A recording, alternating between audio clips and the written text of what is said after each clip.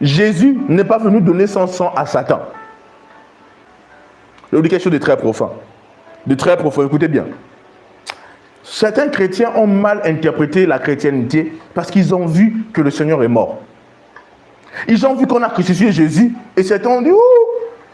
Ils ont vu que certains anciens ont été tués. Ils ont dit ah, la chrétienté là, c'est une vie de pitié. C'est une piété. On peut te gifler, on peut te tuer. Ils ont mal interprété. Ils n'ont pas compris ce que le Seigneur essayait de faire. Numéro 1, je vais le dire encore et le redire. Jésus n'est pas venu pour donner son sang à Satan. Jésus n'est pas venu payer le prix là, racheter le monde dans les mains de Satan. C'est faux. Est-ce que quelqu'un me suit ici? Jamais.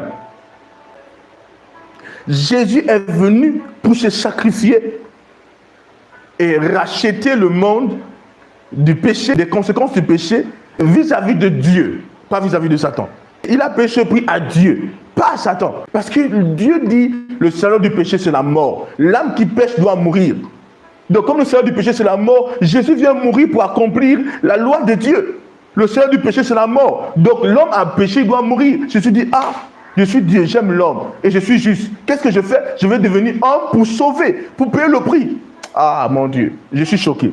Regardez, ça sonne, ça me choque. Regardez combien de fois Dieu tient à sa parole. Je suis un fils de Dieu. C'est-à-dire que Dieu lui-même, qui dit le salaire du péché c'est la mort, vu qu'il tient tellement à sa parole, il dit, ah, j'ai déjà dit, l'homme doit mourir. Mais j'ai dit, il est déjà en train de mourir. Mais comme je tiens à ma parole, je suis Dieu, je peux dire, bon, ok, je change ça. Non. Mais il a libéré sa parole. Il dit, alors, je veux devenir homme, je veux mourir pour accomplir ma loi. Parce que n'oubliez pas, la Bible déclare que la mort est entrée par un seul homme. Par l'œuvre d'un seul homme. Parce que quand j'enseigne, je vous fais comprendre que la mort n'est pas entrée dans le monde à cause d'abord de Ève. La mort est entrée dans le monde à cause d'Adam. C'est pourquoi la Bible dit qu'à cause d'Adam, la mort est entrée dans le monde. La mort est la conséquence de la désobéissance d'Adam et non de Ève. Parce que c'est parce qu'Adam a péché que Dieu a dit l'homme va mourir. Et ce n'est pas seulement l'homme, hein, c'est toutes les créatures. Donc tout ce qui est soumis à Adam a connu la mort à cause de la désobéissance d'Adam. C'est pour la Bible dit, si à cause de la désobéissance d'un seul, la mort a régné, la mort est venue dans le monde. Comme on a pu votre raison, l'œuvre d'un seul qui a été parfait, un seul qui a obéi à la perfection. Le don, la grâce, le don de vie est arrivé dans le monde à cause d'un seul. La mort est arrivée à cause d'un seul qui était qui? Adam. Et la vie, le don de la vie, le don de la grâce, le don gratuit de Dieu, la grâce, la vie est entrée dans le monde à cause d'un seul. Puisque un seul était saint, mais il est mort. Il est mort pour tous les autres. Quand un seul a péché pour tout le monde, un seul qui était parfait, qui était saint, est mort pour tous les autres. Donc quiconque croit en ce seul-là, quiconque croit en lui, a la vie éternelle. Donc Dieu respecte tellement sa parole. Dieu obéit tellement à sa parole. Dieu est soumis à sa parole. Écoutez, c'est profond, hein, à tel point qu'il doit accomplir sa parole. Et là, lui-même, il porte un corps. Il vient se sacrifier pour s'offrir en sacrifice à Dieu. Aïe, Karuma, Zia, Ratala. Hey!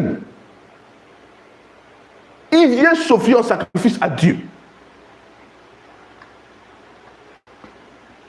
Quelqu'un me suit ici, frères et sœurs?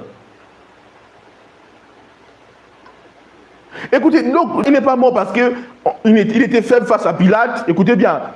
J'aimerais que vous enlevez ça de votre tête. Il était faible face à Pilate, face à l'armée de ce temps. La justice humaine était tellement forte qu'elle a tué Jésus. C'est faux.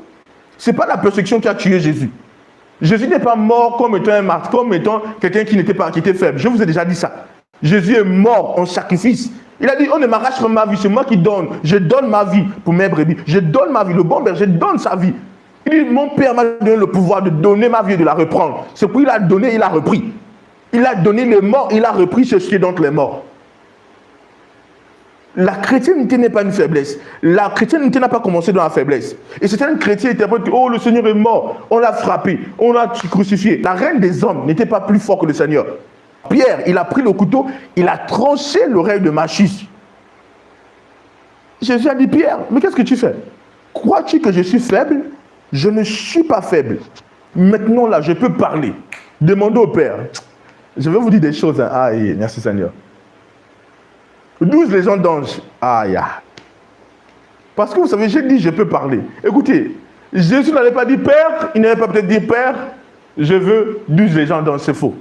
Jésus devait parler, il devait appeler les anges. Parce que je vous ai déjà enseigné dessus. Dans la nouvelle créature, la prière n'est pas toujours parler à Dieu. Par exemple, quand on dit que quelqu'un a prié, la montagne s'est déplacée. Jésus nous a dit, on ne parle pas à Dieu lorsqu'on veut déplacer la montagne. Il a dit, si tu veux déplacer la montagne, ordonne à la montagne de se jeter dans la mer.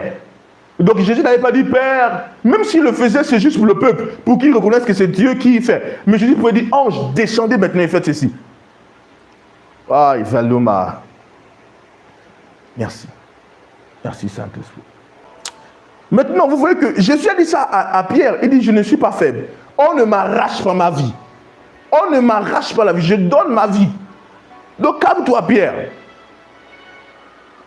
Oh, ya.